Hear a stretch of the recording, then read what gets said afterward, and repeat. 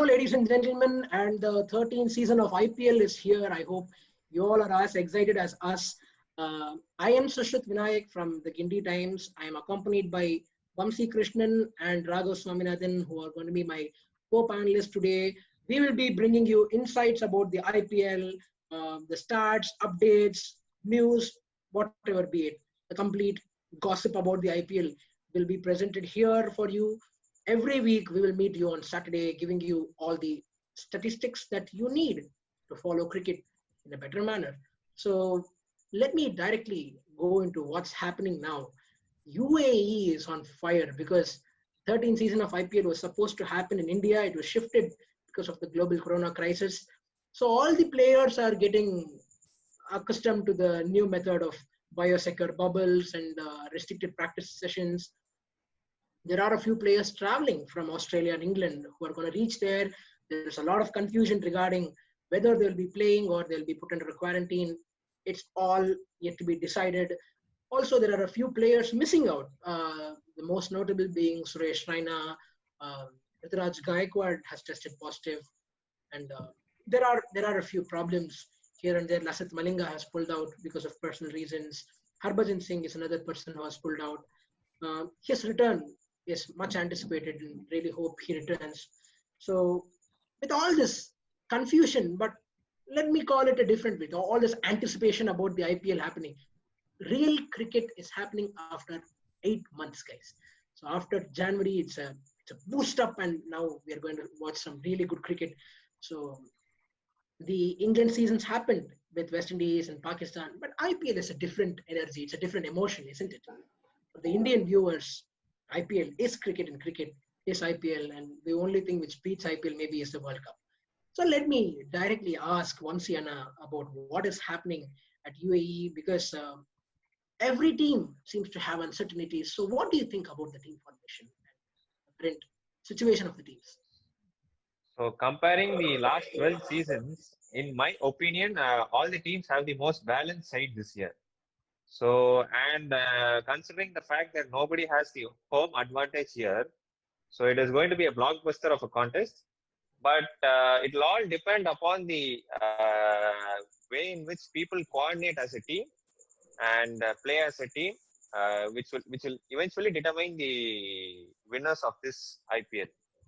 And the people missing out due to personal reasons, I don't think that will be a major miss for most of the teams, as they have replacements, like for like replacements.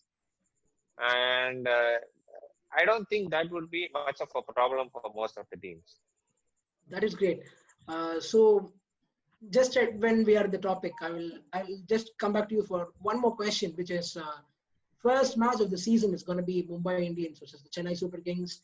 Both of these teams have people missing out. Mumbai has Lasith Malinga missing out, and it is much debated that the spin attack of Mumbai is pretty weak when compared to the spin travesty that Chennai Super Kings possesses. So what do you think? Will Chennai Super Kings walk over Mumbai Indians, or will Mumbai Indians come back really strong? I don't think it will be a complete domination by any of the team because both of them have good match winners. But as you said, the spin attack of Mumbai seems to be the weak link in their squad.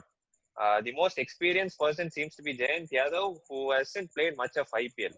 On the other hand, CSK have the most experienced spinners to ever play the tournament, like with the likes of Imran Tahir, Piyush Chawla, and people coming to the IPL from CPL with good form, players like Sadka, and that will play a decisive role.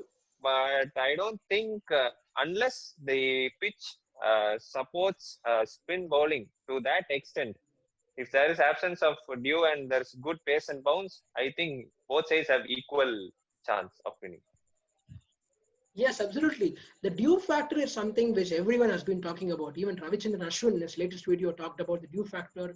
Some days it appears that there is no dew factor at all. Some days it appears as though there's a massive influence of dew and the ball doesn't turn on the surface at all. Cricket is a game of uncertainty. We know that. But we statisticians, we like looking at stats. So The last time the IPL was played in the UAE was in 2014, 6 years back. But we look back at those stats because they always seem to help, give us an estimate.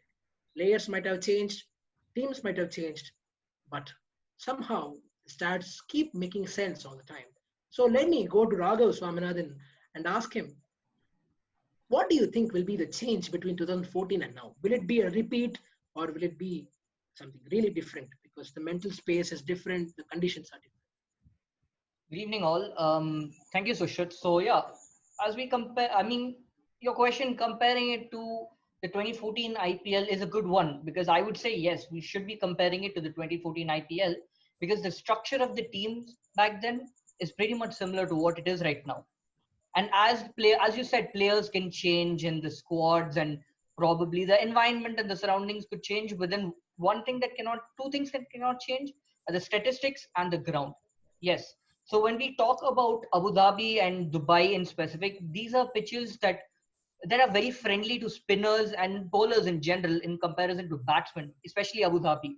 So when we look at it in such a way, back in 2014, teams like Punjab and Chennai Super Kings performed really well because of their good spinning attack and a decent bowling attack in general, whereas teams like Mumbai Indians, which had a really good batting lineup, didn't really perform as much as they were expected to, and they came back better when they returned to India for their remaining 9 matches.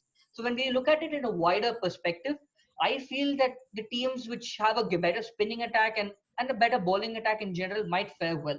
Comparing it to comparing it to this year's IPL, maybe we might not have as much crowd support and probably cheering and all that stuff.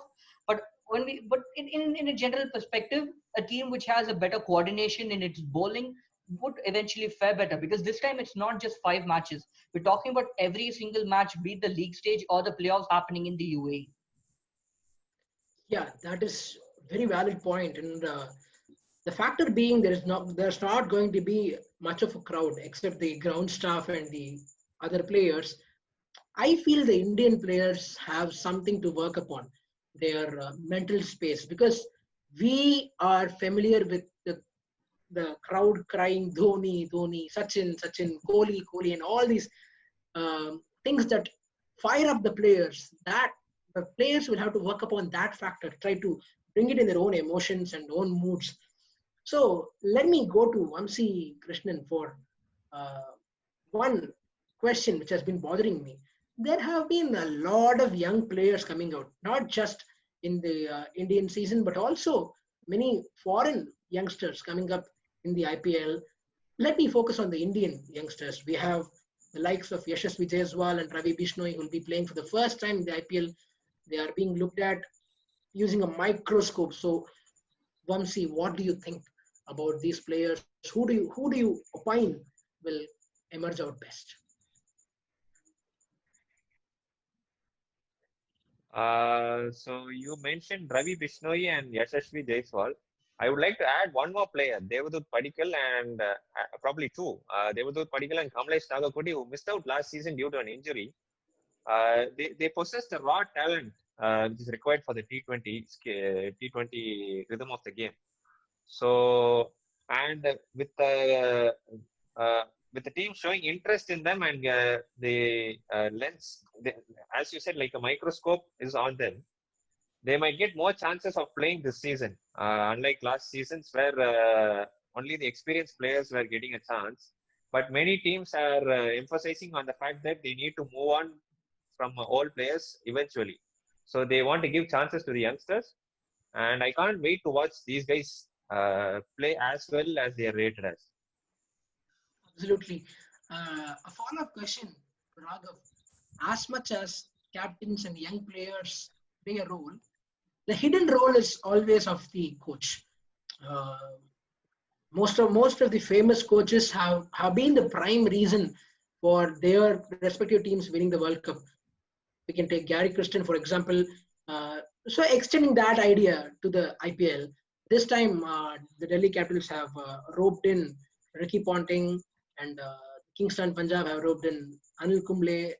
So it is more than a battle of players, it's a battle of the coaches too, to train their teams both physically and mentally. So Raghav, what do you think about the coaches that have been roped in this time for the IPL? Yes, so sure. Absolutely. As you mentioned, coaches and the support staff is something that is extremely vital for teams' performances.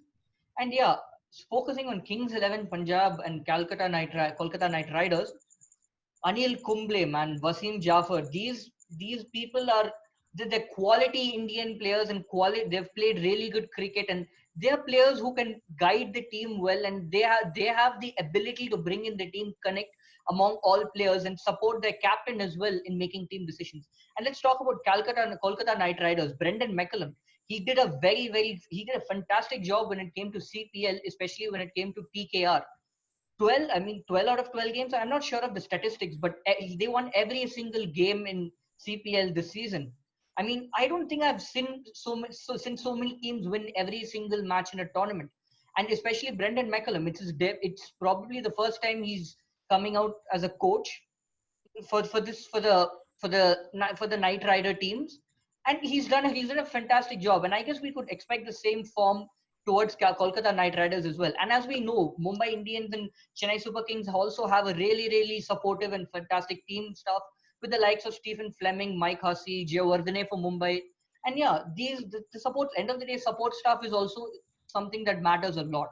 So yeah, their role will matter. Great. So this time the debate has been around, it has shifted from the traditional Mumbai and Chennai favoritism to, extended it a bit to the Delhi Capitals, the Kings 11 Punjab, the KKR. People are talking about it. They're like, okay, these teams do have a chance this time. So as Vamsi pointed out in the first session of our discussion, saying it seems to be an equal playing ground. So that is a very fair point because now the audience are talking about the other teams too. Mumbai and Chennai are absolutely favorites. There's no doubt about it. But again, the favorite percentage that I would say, the quotient to which the favoritism was for winning the cup has reduced and it has shifted in the favor of the other emerging teams like the Kings 11 Punjab and the Delhi Capitals and KKR have won the cup, but they would like to do it again. Which team wouldn't? So, Raghav, what do you think about the focus on these teams of recent? Of course, Sushrut, as you mentioned, these teams would also want to compete. Like we all know that CSK, MI, or CSK, MI, RCB, these are the favorites at most of the times as we see. But this time, I guess teams like SRH and KKR, they might have a good chance because as I'd like to say, it's not just about who has a good like squad on paper or who has a better chance. Or at some point in time, I feel statistics also needs to be put aside. We need to focus on the team connect. Chennai Super Kings, Mumbai Indians, these are teams that have won their matches not because of great statistics. Chennai Super Kings, they don't really have that great of a team on paper, but it's the team connect that brings the entire team together and makes them perform as a single unit. So I feel teams like SRH and KKR and Kings 11 Punjab, because of their support staff as well, and now because of their new teams. For example, KKR, they have Owen Morgan, who's the World Cup winning captain, and then Pat Cummins, who's the current Australian vice captain, with the expertise on the leadership team. I guess such teams might also have an equally fairing chance to win the cup, and they should also be considered as equal competitors for the cup this time. Thank you very much, Raghav. That was very insightful.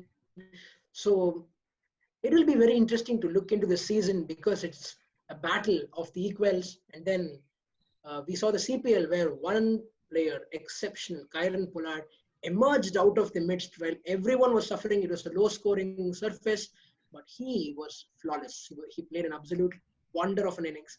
It will be interesting to see whether any such player emerges in the IPL or will there be a spin-dominating wicket-taking because the CPL witnessed something like an abode of talent for spinners with Rashid Khan and Mujibur Rahman and Imran Tahir. So that is a huge aspect of the game.